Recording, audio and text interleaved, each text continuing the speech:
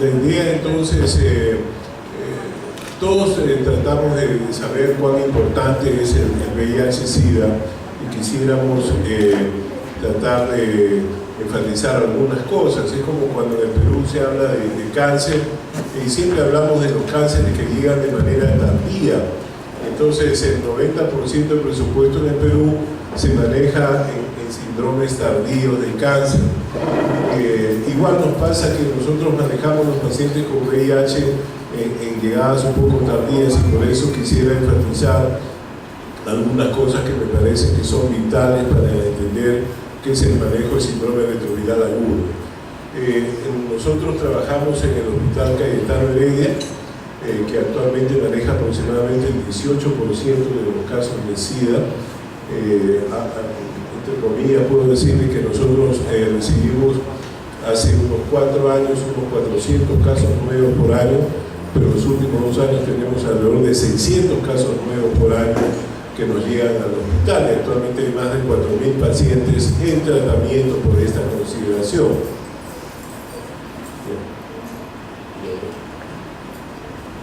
Entonces, rápidamente, ustedes saben que los primeros casos fueron reportados en el año 81 de personas homosexuales con PSP, con sarcoma y Kaposi.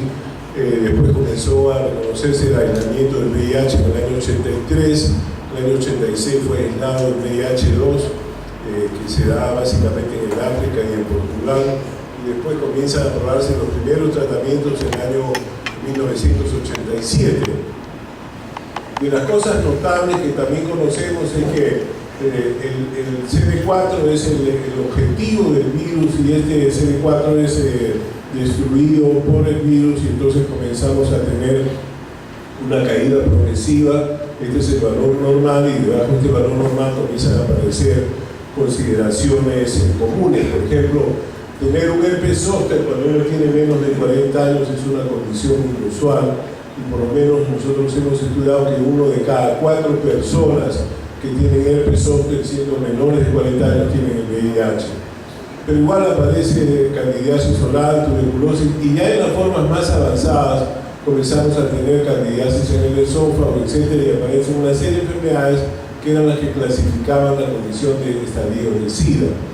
Esto era un poco lo que conocíamos, que cuando un paciente estaba en estadio de Sida, desde el diagnóstico hasta la muerte era más o menos 10 meses, pero cuando aparece la monoterapia uno aumenta a 18, o sea, más o menos a 2 años se aumenta. Cuando aparece la segunda droga se da unos 36 meses, o sea, 3 años a 4 años. Pero ahora con la terapia triple, realmente los pacientes comienzan a ser considerados como pacientes crónicos, o sea, hay pacientes que tenemos en tratamiento en este momento casi 20 años de tratamiento, y esto es importante porque están haciendo una vida absolutamente normal. Una de las cosas que hay cuando ustedes ven los reportes, por ejemplo, ese reporte mejor estudiado por el Ministerio de Salud, que es la publicación que hizo Mónica Pú con el grupo de San Marcos, el doctor Alarcón, en el cual una de las cosas que se mira es que hay más hombres que mujeres. En segundo lugar, que la edad promedio son hombres mayores de 30 años, pero si uno reconoce que uno más o menos se demora de 5 a 10 años en llegar a ser Sida, realmente estas personas se contagiaron cuando tenían alrededor de 20 años. Una de las cosas que hay que es importante es que cuando uno miraba esta información del año 2011, era que la población básicamente afectada eran los hombres, especialmente hombres que tenían sexo con hombres o los trans, pero también habían que muchos de estos hombres eran bisexuales y que infectaban a sus esposas o sus parejas, y después estas mujeres adquirían el VIH. Esto es una cosa que todavía se mantiene. El grueso de casos estaba en Lima en ese momento, pero ya el 30% de casos ocurría fuera de Lima, y ahora se conoce que tanto el departamento de Ica como el departamento de Loreto son las áreas más afectadas en cuanto a población. Y esto se debe fundamentalmente a la presencia de puertos. Los puertos habitualmente tienen un alto nivel de relaciones sexuales. Una de las cosas que hay que recordar es que cada informe epidemiológico tiene un año de atraso.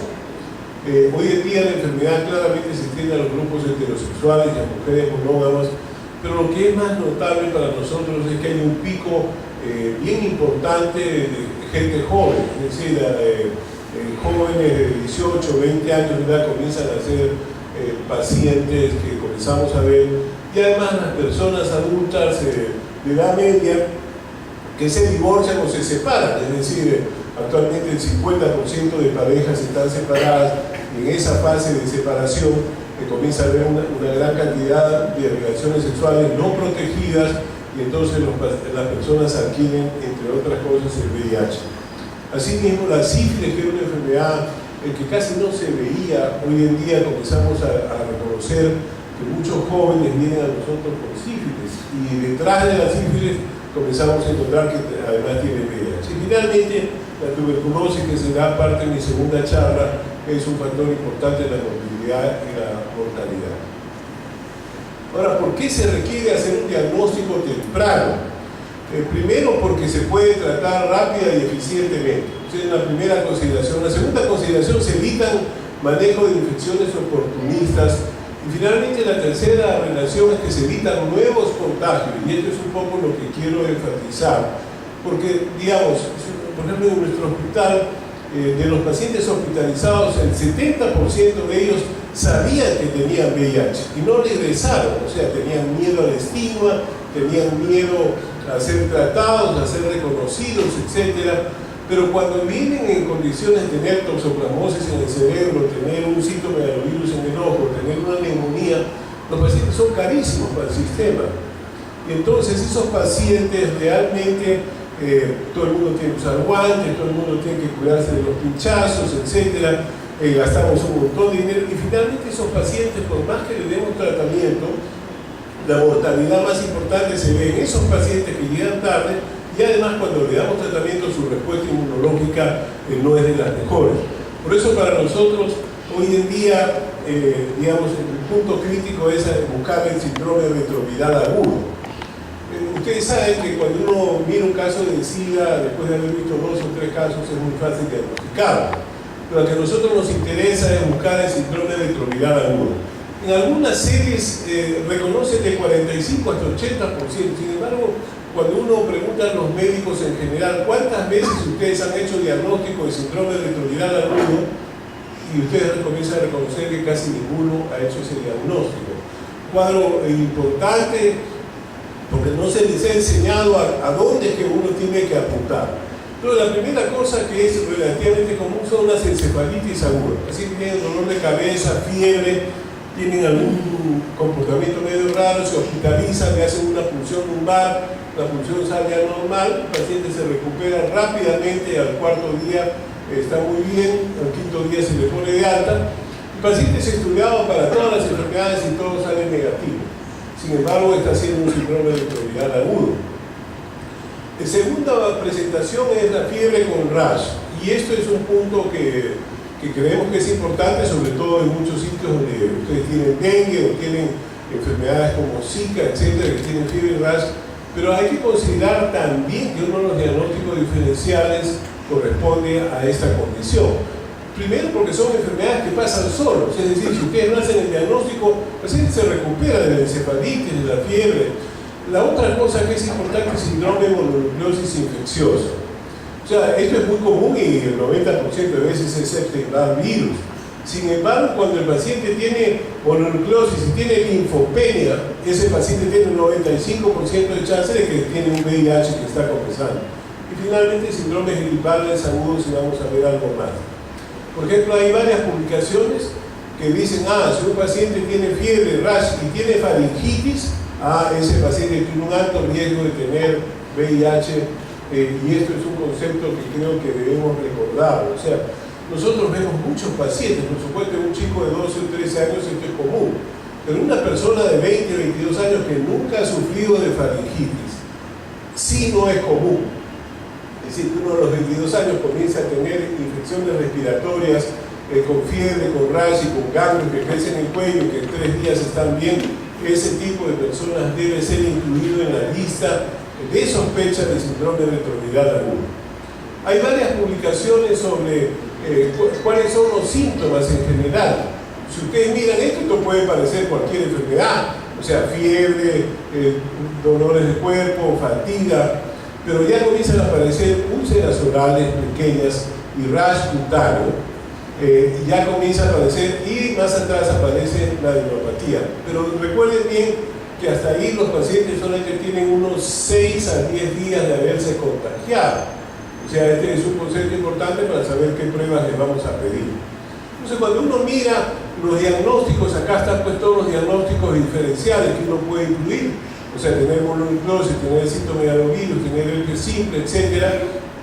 Rubiola, felizmente la mayoría de la población peruana está protegida, pero también enfermedades como el estreptococo, la misma sífilis, el Lyme no tenemos en el Perú, no es fácil encontrar una forma de leucemia diseminada, pero sí toxoplasmosis aguda puede ser, y hay otras enfermedades pero que ya son mucho más duraderas.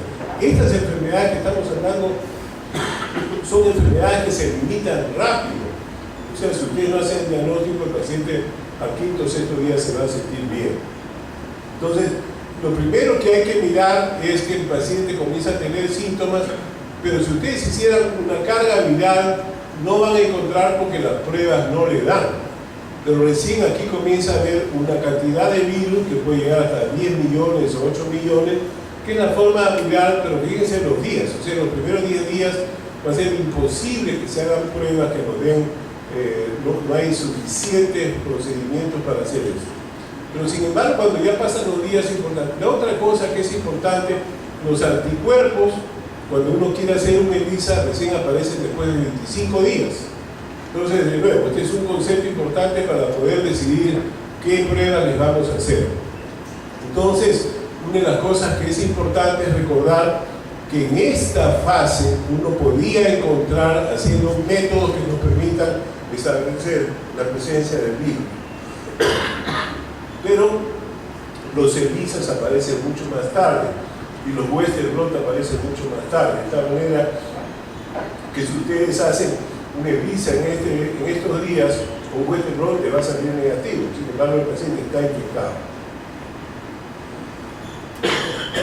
Acá están las diversas pruebas, primera, segunda generación y tercera generación. Recuerden bien los días que uno tenía como periodo de tarda. Entonces muchas veces la gente cree que es mejor, bueno, vamos a repetir dentro de 2 meses, etc. Y ahí hay un error importante, porque los pacientes no regresan, se sienten mejor, desapareció todo el cuadro y se olvidan de que tuvieron un cuadro agudo. Pero ya cuando aparece la cuarta generación, fíjense que ahí ya mide el P23 y además mide los anticuerpos, pero ya los pacientes a los 15 días comienzan a ser positivos. Por lo tanto, ya podemos sospechar de que estas pruebas son bastante útiles en ese momento. Entonces, cuando uno mira las semanas y qué pruebas hacer, va a ser importante recordar que en los primeros 10 días ustedes no van a agarrar ninguna prueba, pero a partir de las 2 semanas ya comienzan a haber situaciones que uno podía hacer. Por supuesto, uno puede hacer un PCR, es un método un poco caro, pero es un método que ya a partir, digamos, de los 12 días, 14 días comienza a ser positivo. Cuando uno busca un P24 ya comienza a ser positivo de los días 14, de tal manera que si uno hace un PCR, que es un procedimiento caro, podría agarrar temprano. Pero si no tiene eso, hacer un ELISA de cuarta generación les permitiría a ustedes establecer diagnósticos tempranos. Por supuesto, si le hacen de nuevo el ELISA, en estos días va a salir negativo. Y si le hacen un Western blot también va a salir negativo. De tal manera que hay que usar estos elementos para establecer los diagnósticos. Y de nuevo, vamos a insistir en que esto es importante a mirarlo acerca de qué cosa es lo que uno puede hacer con sus pacientes. Y acá está, por ejemplo, cuando uno hace una ELISA de cuarta generación o busca anticuerpos son negativos. De nuevo, esto es un tema importante a mirar siempre de escoger esta situación que les permite hacer. Entonces, es bien importante primero establecer de que el paciente se acaba de infectar. Ese paciente tiene una cantidad notable de virus y si ustedes lo pescan en los primeros 10 días y le hacen, digamos, un ELISA de cuarta generación y sale negativo, nosotros recomendamos entre 2 y 4 semanas después, antes de que se pierda el contacto con él, hacerle pruebas de manera importante. Y la otra cosa que hay que mirar rápidamente es estudiar a su pareja. Nosotros estamos ahorita, hemos terminado una tesis de 2 alumnos que miraron cuántas veces los médicos buscamos a las parejas y estudiamos a las parejas. Cáiganse de espalda. La mayoría de veces la gente no busca a las parejas, pero el médico no le induce ese cambio que deberían buscar a sus parejas. Muchas veces los hombres que tienen una pareja formal, ellos saben que adquirieron una enfermedad afuera y por eso tienen temor a reconocer a su pareja formal y decirle, mira, tengo el VIH, tienes que hacerte tú la prueba, etc. O sea, hay varias razones por las cuales esto se retarda, pero una de las cosas importantes es que, digamos, el médico no induce la búsqueda de pareja. Ahora, veamos, digamos, cuál es el riesgo de transmisión en relaciones sexuales. No voy a mostrar acá, no voy a hablar de transfusiones, sino de relaciones sexuales. Y entonces, cuando uno tiene, digamos, este es el riesgo por 10.000 relaciones, ¿no? O sea, el riesgo para hacer un receptor anal de una relación son 118 por estas 10.000 exposiciones, o sea, es un riesgo bien alto. Si uno hace un rol insertivo anal, el riesgo es 10 veces menor. Es decir, la relación anal es riesgosa, o sea, se requiere 1 de cada 800 relaciones, y en este caso, cuando uno es receptor, se requiere básicamente casi 1 de cada 100 relaciones, concepto importante. Sin embargo, cuando hay una relación pene-vagina, la relación es mucho menor, es 4 por cada 10.000 relaciones, o sea, uno requiere 2.500 relaciones sexuales para poder adquirir VIH. Entonces uno diría, bueno, ¿y por qué la epidemia sigue adelante? ¿Qué cosa es lo que ha pasado? Lo que ha pasado es que se estima que en una relación pene-vagina se requieren 1.000 a 2.500 relaciones, pero cuando una persona tiene una úlcera genital es 1 de cada 200. Pero cuando los dos tienen algún tipo de lesión, llámese vaginosis bacteriana, llámese lesión de herpes o alguna lesión, favorece esto y entonces ya no es 200 sino 1 en 100. Pero una de las cosas que es importante es que incluso la ausencia de circuncisión aumenta el riesgo, y la circuncisión solamente es hecho en cultura de la religión judía, que es parte del rito, y en una generación que por prevenir el cáncer digamos del pene se circundó a muchos niños que ahora tienen alrededor de 30, 40 años de edad, porque los pediatras insistieron en eso. Felizmente eso es una práctica que favorece. Ahora, este tipo de transmisión está estimada cuando el caso índice está en la fase estable, es decir, un paciente que tiene VIH pero está en la fase estable. Y además, de nuevo, como ustedes ven, la relación pene-ano, cuando uno hace el rol receptivo, es 14 veces más. Por eso habíamos dicho que se requieren solamente 100 relaciones, mientras que en el otro caso requieren 2.500 relaciones. Entonces, ese grupo es uno de los grandes grupos de riesgo. Pero el tema es que esta misma data, cuando ustedes ponen que el caso índice que tiene la relación sexual está en síndrome retroviral agudo, requieren de 5 a 10 relaciones. Entonces, desde el punto de vista de salud pública, hay que buscar ese grupo que está transmitiendo. Y hoy en día la cultura sexual ha cambiado muchísimo. Hoy en día las personas que van a prostíbulos usan condón en más del 95%. Las mujeres reconocen que sus clientes usan condón y ellas mismas exigen el uso de condón. Pero cuando esas personas se van a una discoteca y se van con su grupo de amigos y amigas, tienen una relación que los chicos en broma llaman choque y fuga. O sea, tienen una relación que no tiene una gran implicancia afectiva, una implicancia de tener sexo, de pasar una noche grata y chao, nos vemos pronto y de ahí no pasó nada. De repente hay unas 2 o 3 relaciones y se pierden. Pero esa persona tiene otras relaciones y esos son los grupos que se están contaminando de manera increíble, porque ahora lo que estamos viendo es el foco en estas personas que tienen relaciones en gente joven que se está exponiendo continuamente a cambios de pareja y donde el concepto de relación sexual riesgosa no existe. Es decir, relación riesgosa es cualquier relación sexual fuera de tu pareja estable.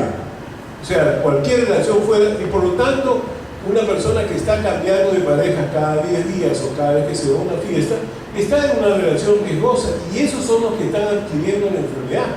Porque uno diría, bueno, si uno mide estas cifras estamos tranquilos, o sea, yo no soy tan promiscuo de tener tantas relaciones, etc. Pero bastan 4 o 5 relaciones con un caso índice para poder contagiarse de VIH. Y eso es lo que está pasando entre nosotros. Por eso el énfasis de esta charla era buscar que las personas identifiquen tempranamente la sospecha del síndrome retroviral agudo, pero que además hagan las propuestas adecuadas de qué métodos diagnósticos. Porque claro, le hace un ELISA, a los 10 días el paciente se va tranquilo porque dice tengo ELISA negativo, no estoy infectado, y eso es incorrecto. Una de las cosas que deben recordar es que las enfermedades de transmisión sexual o infecciones de transmisión sexual producen varios problemas. Primero de ellos, en la gestante, por ejemplo, produce abortos o infecciones congénitas como sífilis. En otros casos produce infertilidad, tener clamidia, produce, digamos, lesiones en las trompas o tener gonorrea que las vuelve infértil, produce cáncer del cuello uterino y finalmente transmite el VIH. Y esto se sabe que en general, este es uno de los primeros estudios que se hizo en el África por el grupo del Instituto de Medicina Tropical de Amberes, donde claramente señalaba cómo las enfermedades de transmisión sexual favorecían esa condición. O sea, que si ahora tenemos síndromes retrovirales agudos y las personas tienen alguna de estas condiciones, prácticamente uno está jugando una ruleta rusa que uno de cada 2 o cada 3 relaciones tiene ese punto. Entonces, por eso es que ahora es que ya se comienza a cambiar este tema. O sea, estos cálculos y estas publicaciones están acá, pero cuando uno va en este grupo, como digo, 1 de cada 5, 1 de cada 10 relaciones ya nos transmiten el VIH. Entonces es sumamente importante, y ahí quiero insistir, por supuesto hay razones farmacológicas, por ejemplo, preservar los sistemas inmunes cuando uno recomienda tempranamente, rápidamente tienen, digamos, un buen reservorio y pueden responder adecuadamente al tratamiento. Hay varias situaciones en las cuales, como los pacientes con terapias, con síndromes retrovirales agudos, pueden mejorar rápidamente cuando uno los trata. Realmente la respuesta inmunológica es muchísimo mejor, y por eso es que es importante insistir en eso. Y finalmente porque además la transmisión hacia sus parejas se reduce rápidamente, y esto tiene que recordarlo, que la protección con el tratamiento, una vez que diagnostican ustedes, es tan alta que incluso en Suiza hoy en día dicen, si usted tiene más de 1 año de virus no detectable, ya ni siquiera requiere usar condón. Nosotros todavía no apoyamos al 100% esta situación y preferimos seguir recomendando el condón, porque las personas sorprendentemente no se cuidan y comienzan a tener sífilis, y ahora vemos gonorrea, y además vemos papilomavirus en el recto, y ese hombre dentro de 15 años o 20 años va a tener cáncer en el recto. Entonces, de todas maneras nosotros creemos que debe seguir haciendo así. Entonces hay una serie de razones por el cual es mucho mejor, porque la reconstrucción inmune es mucho mejor de cuando uno realmente utiliza, porque los reservorios pueden ser preservados. Entonces, si uno usara tardíamente, digamos, un tratamiento, uno requeriría más o menos 73 años en poder preservar todo, pero cuando uno maneja tempranamente el HIV, en 44 meses ya el reservorio está totalmente normal, completo. De nuevo, estos son los valores que se están recomendando de acuerdo a cuán temprano uno llega con los diagnósticos. Estos son los pacientes diagnosticados temprano, y realmente la cantidad de virus no detectable es muy adecuada. Entonces, la infección aguda debe ser, en ese momento no reconocida, debería ser diagnosticada.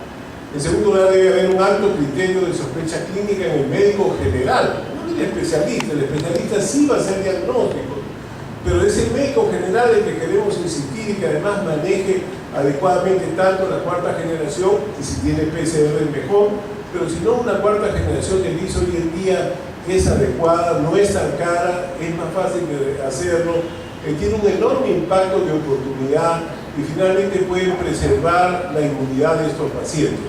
Los pacientes que nosotros vemos en el hospital y que los manejamos tardíamente porque ya con 10 CD4 o 20 CD4, los ponemos en tratamiento y dentro de 2 años sus CD4 andan en 150.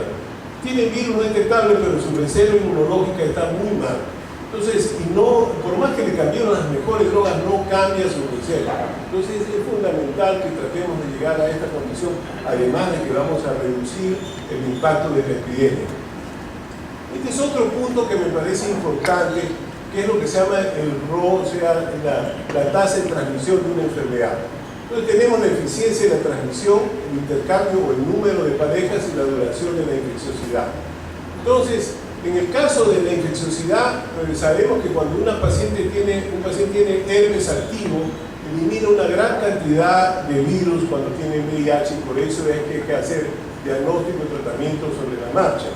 En segundo lugar, hay que modificar el comportamiento. Para reducir este número debería ser 1 de manera importante para poder tener esta cifra debajo de 1. Y finalmente, la eficiencia de la transmisión. Si nosotros usamos un condón, y el condón claramente es protectivo, o sea, ha habido mucha discusión casi religiosa. Yo por si acaso vengo de un hogar católico y soy católico, pero esto no tiene nada que ver con mis convicciones religiosas. Estoy hablando de un tema de salud pública. Yo creo que el uso del condón debe ser promocionado en toda relación riesgosa. No en una pareja estable. Si una pareja estable no necesita protegerse, siempre y cuando ambos sean monógamos. Es decir, porque muchas veces en el Perú la monogamia es diferenciada. Las mujeres son monógamos, pero los hombres no. Y entonces ahí es donde se pierde pues, esta relación de confianza, y por eso vemos mujeres monógamos que nos llegan con SIDA. ¿Por qué? Porque su pareja no era monógama. De todas maneras, cualquiera de estas cosas sola no trabaja. O sea, repartir condones no trabaja si es que no controlamos la CTS, y no trabaja si no modificamos y educamos un comportamiento sexual más adecuado. Entonces, si queremos que baje el número de casos, tendremos que buscar que este RO sea menor de 1, o sea, que esta cifra sea mucho más pequeña, y por eso es que tenemos que usar estas 3 medidas a la vez para poder reducir este epidemia de manera importante.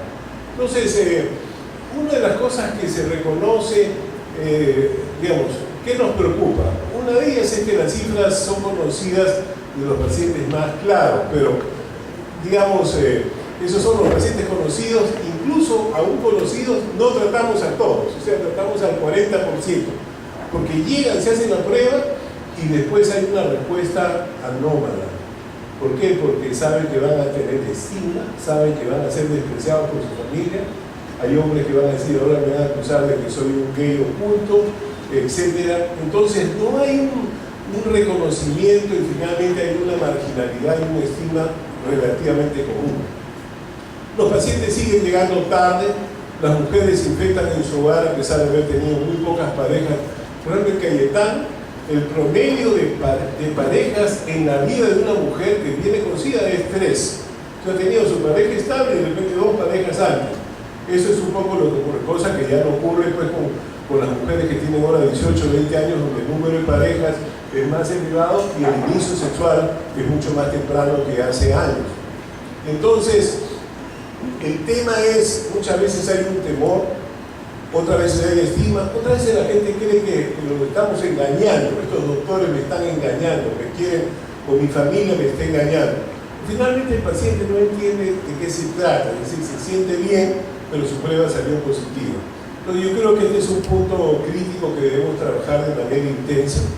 Por ejemplo, nosotros le escribimos en una zona de Yurimaues, por primera vez una comunidad nativa que tenía 2 casos de SIDA. Y esta comunidad nativa obligó a investigar qué pasaba en esa comunidad. Tenían una serie de comportamientos sexuales que iba a llegar que en 15 años esa comunidad prácticamente iba a desaparecer por tener casos de SIDA. Y finalmente lo que es importante es que es bien difícil para una cultura que ni siquiera habla castellano decirle que tome pastillas todos los días de su vida. Eso para ellos es imposible, no hay ninguna enfermedad que haya eso. Entonces este es un punto importante porque hay poblaciones indígenas peruanas que pueden desaparecer o ser reducidas de manera dramática. En el Perú, si ustedes tienen 15 años de edad y tienen una relación sexual y tienen una enfermedad sexual, ¿qué hacen? No pueden ir al médico, porque para ir al médico tienen que ir con el papá o con la mamá. Yo no puedo prescribir una medicina a un chico de 15 años porque puedo ir preso, porque estoy violentando sus normas. Entonces tiene que venir con su papá, o una chica tiene que venir con... Eso es imposible, porque ninguna chica que tenga una relación sexual va a ir con su mamá al doctor. Entonces nosotros creemos que sí debe cambiar la norma. En otros países los chicos entre 14 y 18 años tienen consulta, análisis y tratamiento gratuito asistiendo solos. No requieren ir con sus padres. Los padres van a ser las últimas personas. Por eso es que ellos van a la farmacia y por eso van a buscar amigos mayores para el consejo. Entonces, de tal manera que nosotros insistimos en que debe haber esta norma de manera importante. No hay una educación masiva. Ustedes pueden ver 25 avisos sobre qué cerveza tomar, pero no hay ningún aviso sobre el uso del condón cuando uno tiene una relación riesgosa. No hay un aviso que uno lo perciba. Y esto, de nuevo, tiene que ver con nuestra cultura religiosa, es decir, digamos, en nuestras iglesias, las iglesias hablarán pues de moral y etcétera. Pero cuando hablamos de este tema hay que insistir en esto y yo creo que es importante. Por ejemplo, ustedes pueden creer que la Radio Nacional tiene 15 minutos a la semana sobre salud. 15 minutos, si creo que lo han cerrado el programa. Ustedes prenden radioprogramas y tienen 4 horas de salud. Además, si alguien tiene un problema en el Perú, llama al radioprograma y en la tarde ya le resolvieron el problema al ministro, la viceministra, quien sea. Pero no hay una formación. O sea, el Canal 7 en Radio Nacional tiene programas educativos en el Perú. Una cosa sorprendente. Muchas veces no tenemos drogas, hay mucho, bueno, esto ahorita se ha agravado todavía y se está generando resistencia, no existe un flujo administrativo adecuado de compras, es un tema importante y este es un tema de salud pública y muchas veces los pacientes fallecen por falta de medicinas para cepas resistentes y en la calle manejar una cepa resistente nos puede costar más o menos $1.500 al mes. Entonces es bien importante recordarle que esto es un tema notable para nosotros. Tenemos tuberculosis resistente, pacientes con Sida, y es bien importante. Se intenta incluir el tratamiento pre-exposición en la comunidad gay usando una medicina muy cara, muy útil para pacientes infectados, que no la tenemos en el Perú, pero se quiere usar como tratamiento pre-exposición. Es un tema de alta discusión, no lo voy a traer ahora, pero quisiera comentar esto. ¿Cuáles son los avances? Y que el personal de salud, por ejemplo, en mi hospital, mucha gente se quejaba de que tenía que trabajar temprano y que a qué hora le hacemos los CD4. Las enfermeras del protocolo decidieron ir a las 6 de la mañana, los martes y los jueves, para ellas sacar sangre para que sus pacientes fueran a trabajar a las 6:30. O sea, hay una dedicación, yo diría, extraordinaria, que siempre felicito a este personal que lo ha hecho de moto propio. Nadie les mandó ir a las 6 de la mañana. Ellas decidieron cambiar sus horarios martes y jueves. Hay varias investigaciones importantes sobre VIH y Sida. Lamentablemente en el Perú, por una razón totalmente anacrónica, hecha con mucha maldad, se han suspendido las investigaciones en niños en el Perú. Somos el único país de América Latina donde no se puede hacer investigaciones en niños. Entonces estamos partidos por la mitad porque no podemos hacer estas cosas con los niños. Así que esta es un poco la idea de lo que quería traer. Que no voy a insistir en otras cosas, pero estimo que hay preguntas en algún momento, pero con mucho gusto trataré de responder. En general, la epidemia del SIDA no está controlada. El SIDA sigue creciendo, no está en los números. En los primeros años teníamos poco, después pasó una ola en el cual en 2 años se veían los casos de los últimos 10 años, pero la cuestión no está controlada para nada. O sea, no es que ya no haya casos, al contrario. Cada año hay más casos, pero no en el número de una epidemia. Pero ya no estamos en una fase estable del VIH-Sida. Cada año vemos más pacientes. Y lo que es más grave es que son adultos jóvenes, chicos muy jóvenes que inician su vida sexual sin ninguna educación. Es más, pregunten en las facultades de medicina, alumnos de medicina, que serían pues la población más selecta, y hagan una encuesta sobre conocimiento de SIDA y se van a caer de espalda lo que ellos conocen, no conocen casi nada. Entonces es bien importante que hagamos los esfuerzos para educar a nuestra población para prevenir. Y de nuevo, los mensajes deben ser mensajes de salud pública, o sea, recomendar, digamos, abstinencia, o recomendar monogamia, o recomendar el uso del condón en relaciones religiosas, son 3 situaciones que una persona puede elegir y debe elegir. Pero si la persona no cree, dice, no, el SIDA es una enfermedad de homosexuales y de mujeres trabajadoras sexuales, a mí no me toca, porque no correspondo a ninguna de esas cosas, entonces estamos perdidos ahí. No hemos ganado nada, hemos identificado mal, hemos hecho una norma epidemiológica de un concepto de salud pública y hemos patinado porque no llegamos a los mensajes adecuados. Hace 2 días comentaba con mucho cómo es que nuestros pacientes ven una chica muy linda, 23 años, con su pareja, que viene por una consulta diferente, pero entre mis preguntas le digo, ¿tu vida sexual? Sí, bueno, mi pareja. ¿Se hicieron pruebas ustedes antes de juntarse? No, nunca me he hecho pruebas la chica. La chica tenía varias personas antes que no habían usado nunca condón y él también tenía lo mismo. No tenía muchas parejas, pero tenía varias parejas y nunca se hicieron pruebas.